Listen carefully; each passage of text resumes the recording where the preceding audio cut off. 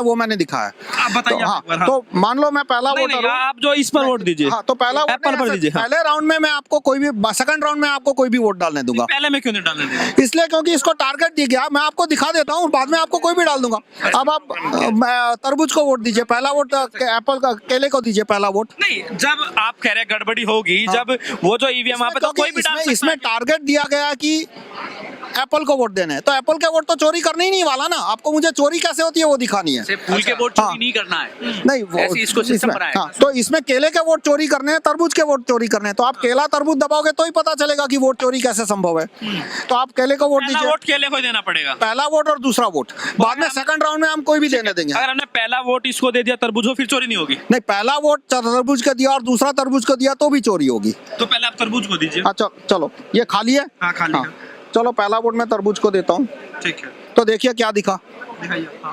क्या दिखा, अभी तो ब्लैक जा रहा है, कुछ नहीं आ रहा है। ये लाइट चालू हुई, देखिए। हाँ, तरबूज आ गया, तरबूज आ गया। हाँ, हाँ। हाँ, तो पहले वोटर को तरबूज छपा हुआ दिखा। ठीक है, हाँ ठीक है, ठीक है। ठीक है। हाँ। अब मान लो दूसरा वोटर आता है, वो भी तरबूज को वोट देता है, तो देखिए दूसरे वोटर को कौन सी कागज की पर्ची दिखी। दूसरा भी तरबूज ही आ रहा है। हाँ, दूसरे को भी तरबूज की दिखाई, दूसरे वोटर को। हाँ। तो इसमें से एप्पल की कितनी पर्चियां निकलेगी, अब कितनी निकलेगी। नहीं निकलेगी, और तरबूज की 2 निकलेगी। तो देखो क्या हुआ, तरबूज की कितनी है, एक। एप्पल की कितनी है, एक। और दोनों ने तरबूज देखी थी ना। हाँ, तो वो कैसे हुआ कि मेरा प्रोग्राम या तो सुनिए ना, ये जो तरबूज जो है, हाँ। ये दोबारा भी यही दिखाई दे रहा था। हाँ, हाँ, हाँ, हैं? हाँ। दोबारा भी यही दिखाई हाँ, तो दे रहा मैं था। बताता हूँ, अरे भाई बताता हूँ, मैं सब बता देता हूँ। हाँ। तरबूज को वोट दिया पहले वोटर ने, तो तरबूज उसने छापा, ठीक है। ठीक है, लाइट चालू की हाँ। तो तरबूज दिखा वोटर को। लेकिन प्रोग्राम ने क्या किया, क्योंकि वोट चोरी करने थे, उसने लाइट बंद कर दी लेकिन काटा नहीं। अब दूसरा वोटर आया, उसको कुछ दिख रहा है क्या है पीछे, नहीं दिख रहा। दूसरे वोटर ने तरबूज को वोट दिया, तो प्रोग्राम ने क्या किया, सिर्फ लाइट चालू की, तो पहले वाले की छपी हुई पर्ची पहले को दिखाई, दूसरे को दिखाई। हाँ, और 7 सेकंड के बाद लाइट बंद हो जाएगी तो अंधेरा होगा। देखते हैं अंधेरे में क्या करता है। अभी ये तो खुला दिखा, पर मान लो लाइट कागज बंद होता तो क्या होता। तो अंधेरे में क्या किया इसने, अंधेरे में खेल हो रहा है। काला कांच है, इसलिए काला कांच नहीं होता तो अंधेरा नहीं होता। कांच काला है वीवीपैट का, इसलिए अंदर अंधेरा है। यदि कांच काला नहीं होता तो अंदर लाइट होती, तो ये खेल होना संभव नहीं होता। हाँ। तो सर आप लोग ने, आपने जो ये पूरा सॉफ्टवेयर बनाया है, जो भी आपने किया है, क्योंकि आप खुद एक जो सॉफ्टवेयर इंजीनियर है, तो आपने ये किया, तो आप ये कैसे कह सकते हैं भाई जो सरकार कर रही है, जो सरकारी जो वोट डल रहा है, उसमें भी गड़बड़ हो सकता है, उन्होंने ठीक बनाया, उसमें संभावना ना हो, जैसा कि वो कह रहे हैं कि इसमें हो सकता है मेरा प्रोग्राम डाला हो सकता है ना डाला हो। नहीं सुनिए, ईवीएम ही क्यों इस्तेमाल करने की बात करते हैं? अगर उनको गड़बड़ी नहीं करना है तो ज्यादा से ज्यादा आवाम चाहती है कि बैलेट पेपर सिलेक्शन हो, तो ईवीएम के पीछे क्यों पड़ी है? ये सख्त की बात है। मानना है कि उसमें गड़बड़ी है या नहीं, वो तो मैं उसको खोले बिना नहीं बोल सकता ना। मान लो मैं इसके अंदर मेरा बटुआ रखता हूँ और आपको बोलता हूँ कि ये खोले बिना बताओ इसमें कितने 100 के नोट है, आप बता सकते हैं? हाँ, तो इसी तरह से यदि इसमें उनके जो वीवीपैट में, मैंने तो आपको दिखाना था इसलिए बता दिया, उनका भी जो ईवीएम और वीवीपैट मशीन यूज हो रही है, अगर वो आपको दी जाए तो आप उसमें कर सकते हैं। हाँ, उसमें मेरा प्रोग्राम डाल दूंगा तो हो जाएगा। या तो उनका प्रोग्राम में धांधली है तो वो भी बता दूंगा कि उनके प्रोग्राम में धांधली संभव है या नहीं। वो प्रोग्राम खोलने ही नहीं देते। जब सरकार ने जब जो तो इलेक्शन नहीं करने कमीशन दिया था, है, प्रोग्राम नहीं- जब उन्होंने बुलाया था, चैलेंज किया था हैकाथन, हाँ, जोकाथन। हाँ, जोकाथन।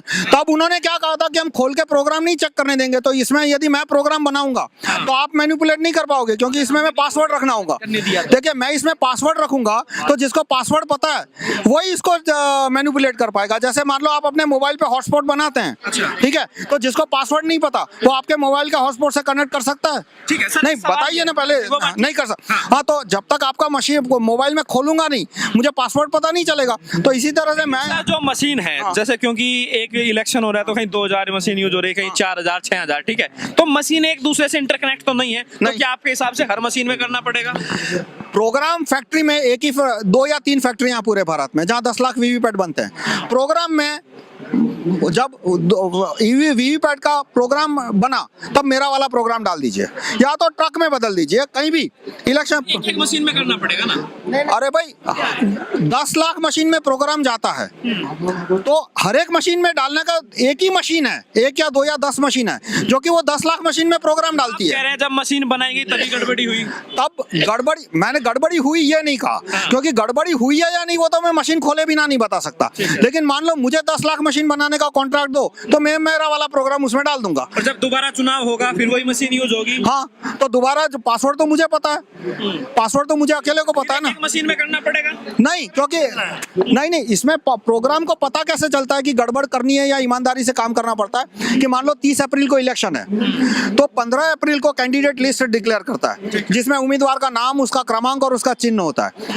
तो फिर बेल का एक टेक्नीशियन है, ये प्रोसेस इलेक्शन कमीशन ने कोई वीडियो कहीं नहीं रखा, वो कलेक्टर के ऑफिस में बैठ के अपने कंप्यूटर से एक मशीन है जिसका नाम इलेक्शन कमीशन ने बताया नहीं, उसका नाम है SLS server, symbol loading application server. ये मुझे सुना, उन्होंने तो नाम बताया नहीं है। उसमें वो पूरा डेटा एंट्री करता है कि उस लोकसभा में मान लो 20 उम्मीदवार है, पहले का नाम क्या है, हिंदी में नाम, अंग्रेजी में नाम, उसका चिन्ह क्या है, और फिर जो SLS सर्वर है वो एक फाइल बनाता है, उस फाइल को एक मशीन में डाला जाता है जिसको SLU कहते हैं, सिंबल लोडिंग यूनिट, और उस SLU के माध्यम से उस फाइल को 2000 वीवीपैट के अंदर अपलोड किया जाता है। आप देखते हैं कि वीवीपैट में कैंडिडेट के नाम होते हैं, तो वीवीपैट को कैसे पता चलता है कैंडिडेट का नाम, वो कैंडिडेट फाइल के थ्रू पता चलता है। तो उस फाइल में मैं पासवर्ड डाल दूंगा कैसे, SLS सर्वर यदि मान लो मेरे हाथ में है तो SLS, और पूरे भारत में 1 या 2 या 3 ही SLS सर्वर है, ज़्यादा की जरूरत भी नहीं है, तो SLS सर्वर में मैंने पासवर्ड डाल दिया। यानी ये मशीन क्या करेगा कि यदि पासवर्ड नहीं है कैंडिडेट फाइल में तो ईमानदारी से काम करेगा, यानी टेस्टिंग के टाइम पकड़ा नहीं जाएगा। और कैंडिडेट फाइल में पासवर्ड आया तो पासवर्ड के साथ 4 चीज़ें और होगी, क्या कि चुनाव है 30 अप्रैल को 8 बजे, किस कैंडिडेट को एक्स्ट्रा वोट देने हैं और कितने %, तो 30 अप्रैल 8 बजे तक ये ईमानदारी से काम करेगा। तो कलेक्टर के ऑफिस में इसकी जितनी भी टेस्टिंग होगी, हर जगह केले की जगह केला आएगा, एप्पल की जगह एप्पल आएगा, और इसको ये भी पता है कि 30 अप्रैल को 8 बजे पहला राउंड है वो मॉक पोल है, तो मॉक पोल में भी ईमानदारी से काम करेगा, और 30 अप्रैल सुबह 8 बजे के बाद मॉक पोल के बाद दूसरे राउंड में 50 वोट के बाद वोट बदली शुरू करेगा। तो मशीन को टाइम कैसे पता चलता है कि ईवीएम जब आप स्टार्ट करते हैं तो सबसे पहले चीज़ क्या आती है, टाइम आता है।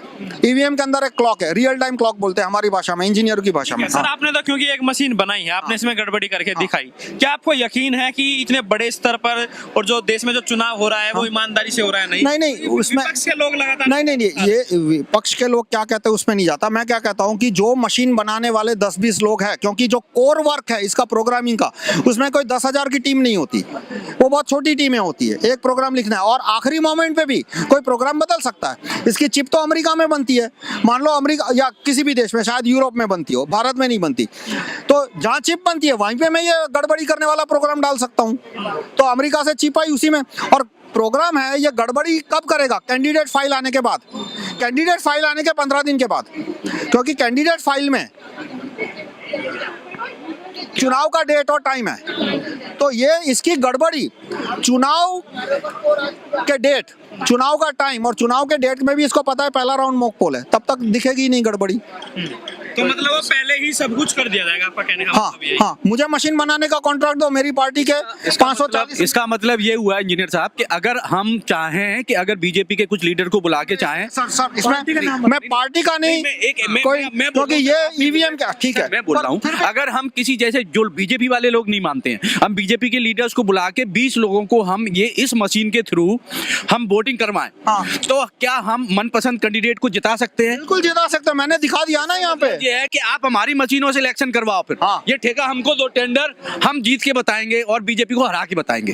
देखिए ठीक है, चलो इन्होंने बोला पार्टी का नाम, मैं इतना कह दूं कि मैं खुद इलेक्शन लड़ता हूं, मेरी पॉलिटिकल पार्टी है, छोटी पार्टी है, मैं किसी बड़ी पार्टी से कनेक्टेड नहीं हूं, दिल्ली में भी इलेक्शन लड़ेंगे, पर ईवीएम का मुद्दा मैं अपनी पार्टी से अलग रखता हूं। देखिए ये बैन ईवीएम लगा है, आप देख लिया मेरी पार्टी का नाम लगा है, नहीं लगा ना, सिर्फ फोन नंबर, नहीं वो ठीक है लिखा, ये इसमें नाम लिखे और फोन नंबर लिखे ताकि लोग हमसे कनेक्ट कर सके। पर जब भी ईवीएम की बात आती है मैं कोई पार्टी के बीच में नहीं लाता। और देखिए ईवीएम के खिलाफ मैंने सबसे पहले पेपर लिखा था 1989 में, जब मैं IIT के 4th ईयर में था, कि ये बकवास चीज़ है, आनी ही नहीं चाहिए। तो तब कौन सी पार्टी थी? तो पार्टी से कोई लेना देना नहीं सवाल है क्योंकि कुछ लोग कह रहे हैं कि जो ईवीएम में जो गड़बड़ी का जो मामला है, अगर ईवीएम एक दूसरे से कनेक्ट है तो एक बड़े स्तर पर गड़बड़ी की जा सकती है, लेकिन हिंदुस्तान इस तरह से है। सुन लीजिए, तो जो भारत में जो ईवीएम है वे इंडिपेंडेंट है, एक दूसरे से उनका कोई कनेक्शन नहीं है। कनेक्शन है इस तरह से है कि एक सिंबल लोडिंग यूनिट है, वो एक सिंबल लोडिंग यूनिट 250 वीवीपैट में डेटा अपलोड करता है। तो उस सिंबल लोडिंग यूनिट में कहाँ से वो फाइल आती है? वो एक ही मशीन से आती है। तो पूरे भारत में जो 10 लाख ईवीएम है उसमें एक ही मशीन से फाइल बन के आती है। वो मशीन अलग अलग कंस्टिट्यूंसी के लिए अलग अलग कैंडिडेट फाइल बनाएगा। मतलब मान लो लोकसभा में 543 इलेक्शन है तो 543 कैंडिडेट फाइल बनेगी, और वो 543 कैंडिडेट फाइल एक ही मशीन में बनती है। मतलब ये मोबाइल है, ठीक है, ये 10 लाख मोबाइल हो या 1 करोड़ मोबाइल हो, बनते तो 10 फैक्ट्री में है, बस उसे 1 फैक्ट्री में 2 फैक्ट्री में मैंने धांधली कर दी तो 1 करोड़ मोबाइल बने, उसमें से 10 करोड़ में मेरा धांधली वाला कोड चला गया। और अगर वो बीजेपी वाली और जो तमाम पार्टी जो चुनाव लड़ती है उनकी पर्ची ऊपर नीचे हो गई तो उससे फर्क जो कैंडिडेट फाइल, सुनिए 30 अप्रैल को इलेक्शन है, हाँ 30 अप्रैल को इलेक्शन है, तो 15 अप्रैल को तो कैंडिडेट लिस्ट है वो फाइनल हो गया, उसके बाद नहीं बदल सकता। और दूसरा, मान लो कैंडिडेट का क्रम बदल दिए, लेकिन मैंने इसको दिया है कि apple.jpg को एक्स्ट्रा वोट देना है, तो apple.jpg किसी भी क्रम पे हो वो उसको एक्स्ट्रा वोट दे देगा, क्योंकि इसमें फाइल नेम होता है ना। देखिए बड़ा मसला है, टेक्निकल मसला है, इस पर जो है सरकार को भी जो है जरूर ध्यान देना चाहिए, क्योंकि गंभीर सवाल लगातार उठ रहे हैं। भानु प्रताप जी है जो लगातार ईवीएम के खिलाफ सवाल उठ रहे हैं। तो सर आज जो यहाँ पर जो डेमो दिखाया गया है जंतर मंतर पर, खुले में दिखाया गया है, कोई भी आ सकता है, तो आप भी यहाँ पर पहुंचे हैं, कैसे देख रहे हो जो पूरा आंदोलन चल रहा है? नहीं, मैं तो देखिए हम पहले से इस बात को कह रहे हैं कि ईवीएम में धांधली है। और अभी आपने जैसे सवाल पूछा और आपने कहा कि भाई जब इलेक्शन कमीशन ने बुलाया तो उसने कहा कि भी बिना छुए से करो। उस समय तक जिस समय बुलाया गया था वीवीपैट नहीं थी। अगर आपको ध्यान हो, जिस समय इलेक्शन कमीशन वीवीपैट उस समय नहीं थी, अब वीवीपैट है। तो वीवीपैट को इसीलिए लगाया गया था और सुप्रीम कोर्ट ने बहुत स्पष्ट तरीके से भी कहा है अपने जजमेंट में, जो है जो 13 अक्टूबर को जो जजमेंट दिया उन्होंने, सुप्रीम कोर्ट ने 9 अक्टूबर 2013 को जो किया, उसमें कहा कि भी वीवीपैट से जो है free fair and transparent election जो है संभव है। बट अब आपके सामने, आपकी आंखों के सामने है कि जिस चिन्ह वाले को या जिस व्यक्ति को वोट दिए जा रहे हैं उसको जो उतने नहीं मिल रहे, दूसरे को चले जा रहे हैं। मतलब 2 वोट एक व्यक्ति को डाले गए हैं, उसके अलावा उसे एक ही मिला और दूसरा उसको चला गया। तो दिखाने की ये जो प्रॉब्लम, इसलिए हम बार बार कह रहे हैं कि मशीन में वाकई में गड़बड़ी है। और जिस तरह से इन्होंने बहुत डिटेल में बताया है राहुल मेहता जी ने कि जो उसका यूनिट है उसको किस तरह से चेंज किया जाता है, कैसे कैसे कंट्रोल किया जाता है। अगर आप हमारी कंपनी को दे दो, हम जैसे चाहेंगे उसको बना के दिखा देंगे और जितने चाहेंगे कैंडिडेट। और ये बड़े व्यापक पैमाने पर धांधली है, क्योंकि मैं तो बहुत खुल के कह रहा हूं, बीजेपी को कहीं भी किसी भी हालत में इस देश की जनता का मत प्राप्त नहीं है। बहुत थोड़े लोग हैं जो उनको मत देते हैं, जो उनका कैडर है आप उसी को मान लो, उसके अलावा कोई भी उनके साथ में नहीं है, कोई उनको वोट देने को तैयार नहीं है। और इसी तरह से धांधली करके वो लोग जीत के आए हैं। और शायद उस समय जब बीजेपी सवाल उठा रही थी, सुब्रमण्यम स्वामी और जीवीएल नरसिम्हा उस पर सवाल उठा रहे थे कि भाई ईवीएम में धांधली है, उन्होंने बड़ी जबरदस्त वो करी, 246 पेज की किताब लिखी जीवीएल नरसिम्हा ने, और सुब्रमण्यम स्वामी भी उस पर सवाल उठा रहे। फिर वीवीपैट क्यों? तो ये एक साजिश के तहत ही वीवीपैट लाया गया।